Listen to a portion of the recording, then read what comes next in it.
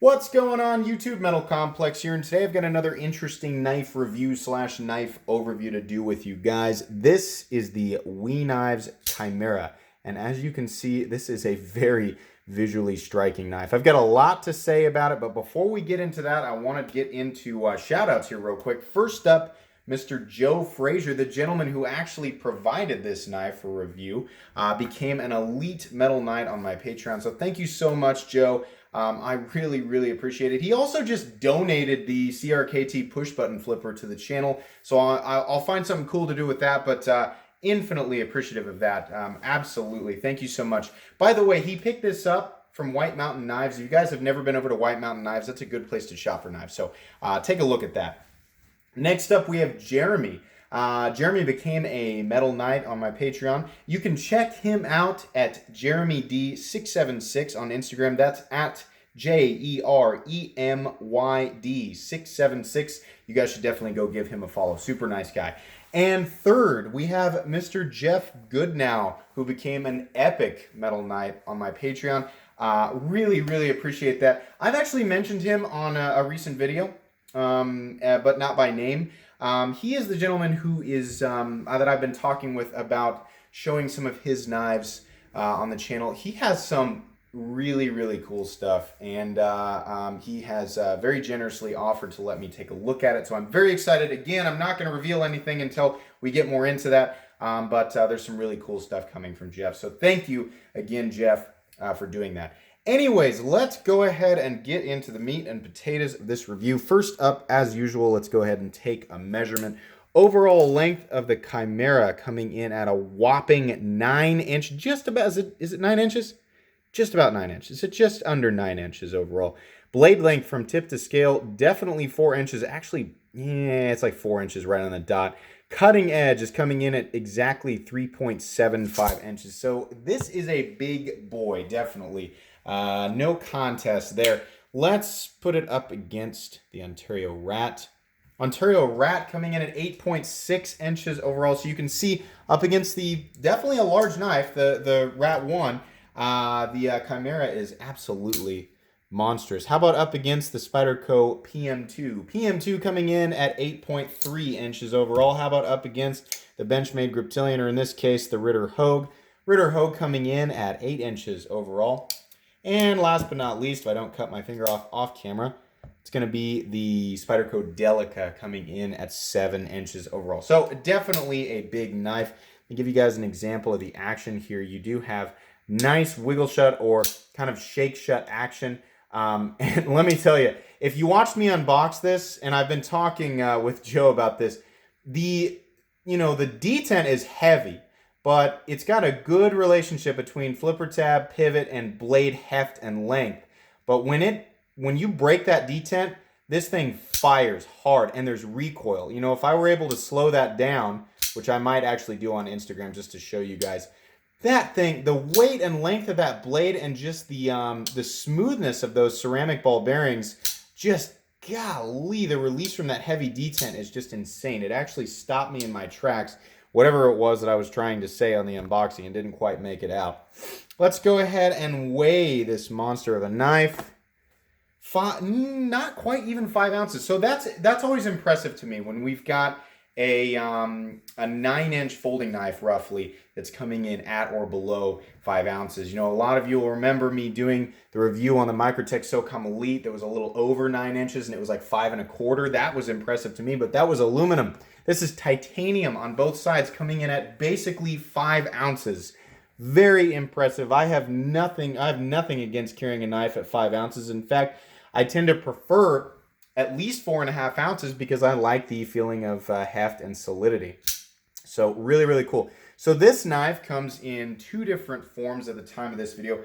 This version, which is kind of a chalky black mixed with some dark bronze anodization. It's kind of around the corners. I don't know if my camera's really picking it up all that much, but around here and around these edges where it's been chamfered, it's actually, there's some bronze or some subtle bronze anodization along with the bronzing they've done to the hardware. So you've got that version with a satin blade, and then there's also an all monochromatic stonewash version of it, or all working finish, or whatever you want to call that.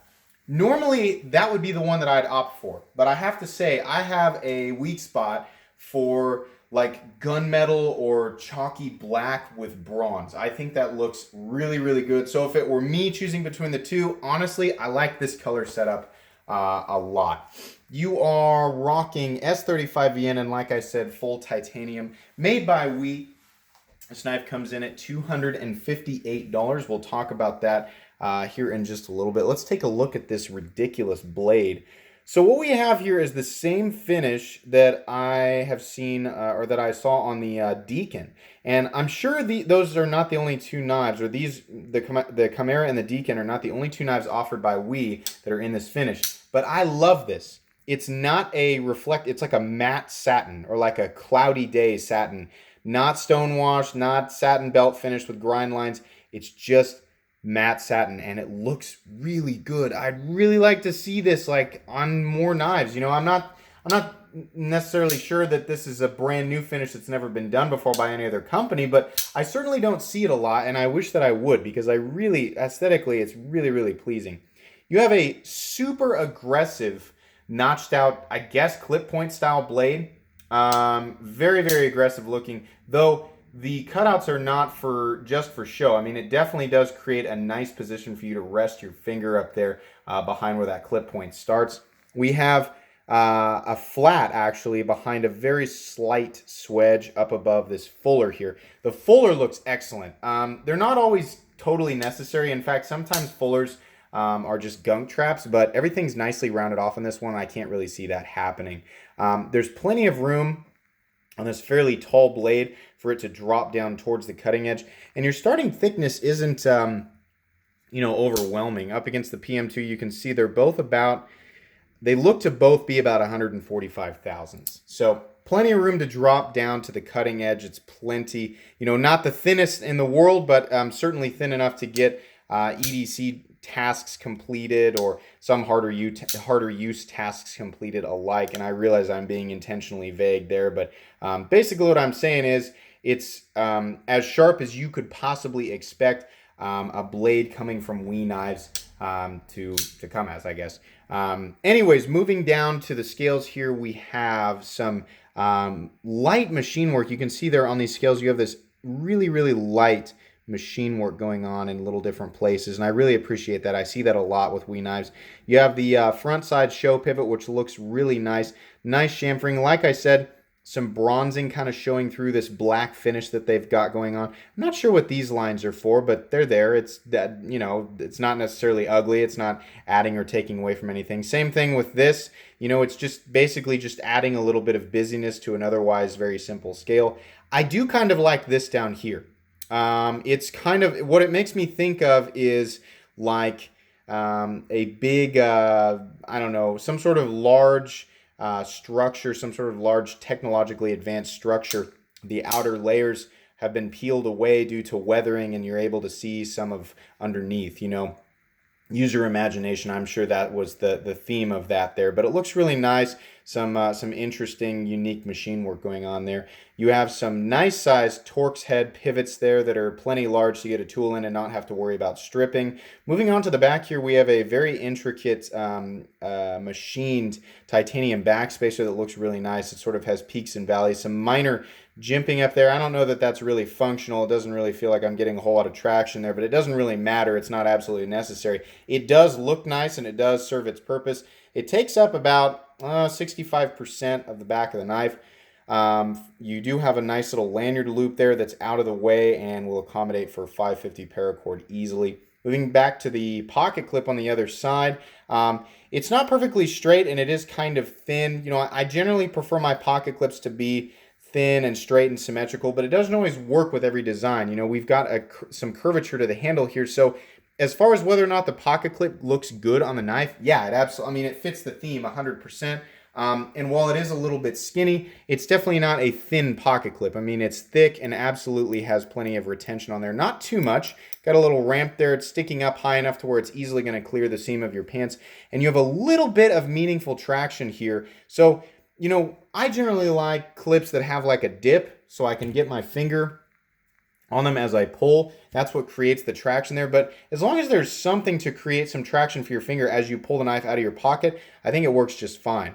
You have much of the same on the back. You have a really, really nice adjustment side pivot with some more of that machine work. This is just beautiful. This is why I like the bronze finish stuff, and that mixed with, the way that we does things. I mean, it's just very, very visually appealing. That's awesome.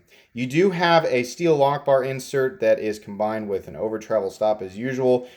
So that's always good to see. Really, really like that. The relief cut on this is interesting. Instead of your typical just sort of scallop, there's actually 3 different cuts there. And visually that looks great. We're going to talk about the effect that had on the lock bar here. More of the holes going on there. The little aesthetic designs they've done on the handle, not all of them are functional. Sometimes when that's done, I don't like it because I'm like, well, not only is it not functional, but it doesn't look good.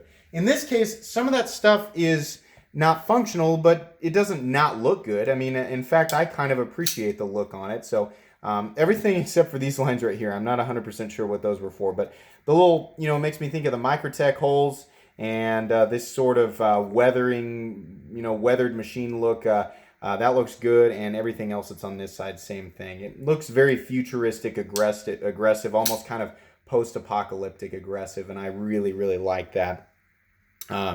Centering on this guy. By the way, your pocket clip, your choices for mounting the pocket clip are unfortunately only right side tip up carry. Geez, I can't talk today. That doesn't bother me. That's how I'd carry it anyway, but some people are going to be bothered by that. This is a flipper, and it is only a flipper. That's your only choice. It does that incredibly well. This is one of those knives that you can't fail. I'm going to flip this. I'm holding it perfectly straight. I'm going to go as slow as I possibly can.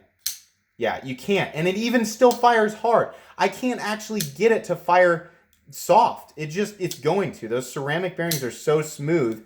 This thing is a joy to flip. I mean, this is one of, if not the most aggressive flipper that I have ever handled. And while that doesn't necessarily add anything in terms of utility, it just brings me joy. Like if I had just paid $258 for this thing and I got it, first off, I'd be like, wow, it's big. It's full titanium. It's got all these nice features, aesthetic features, and the blade finish is really nice, and the blade is really aggressive. And then I'd go to flip it, and it'd be like, bam! And that would be the cherry on top of it for me. I'd be like, oh my gosh, yes, absolutely.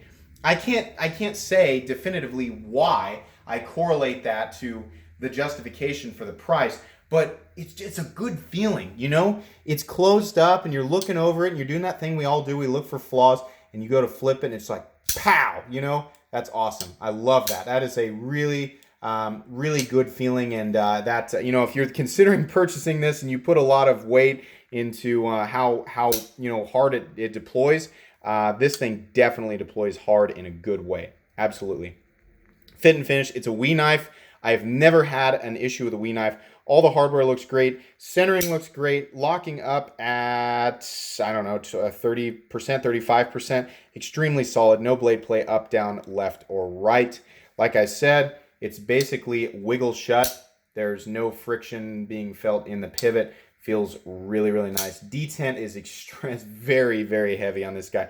And I think that's, 2 reasons. I think we've got a deep detent ball hole, and there is a lot of tension on this lock bar. And I think that's because there's excess material right here in what would be the relief cut, maybe.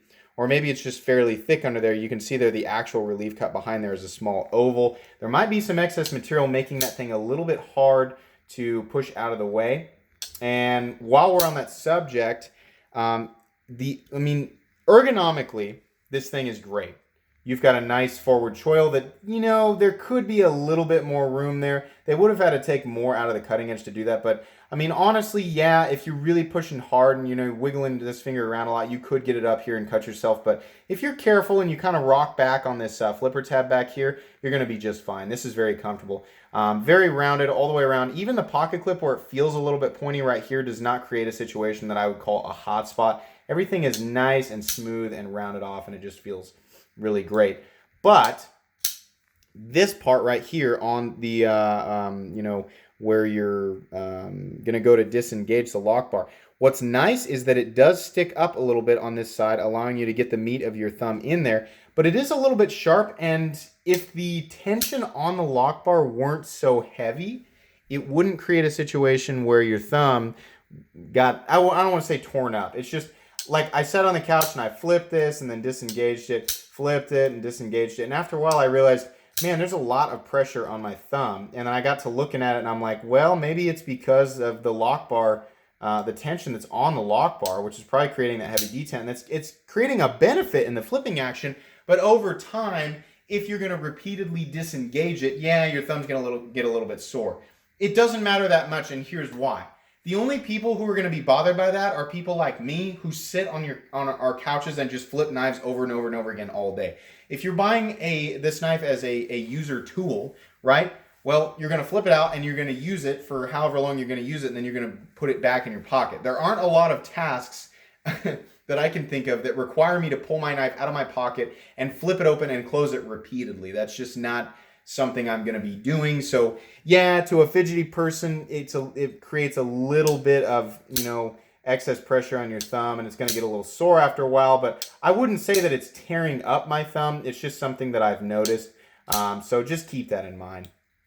Something else I like is how crazy shouldered off this blade has been, as far as like the engagement with the stop pin. I mean, it hooks around that stop pin. So talk about maximum contact on that stop pin. As far as wear on the lock bar over time, I don't think that thing's going to move unless you're squeezing it as hard as possible, or there's some sort of accidental impact on the lock bar. This knife feels very, very solid for its weight. It's very large, very aggressive, and just feels exceptionally sturdy. I really like it. I like the aesthetics. It's a lot more wild than I usually like, but everything's kind of in the right place. Everything looks good. I like the aggressive blade. It's subtle where I feel like it needs to be subtle, and it's kind of crazy and aggressive where I feel like it benefits from that.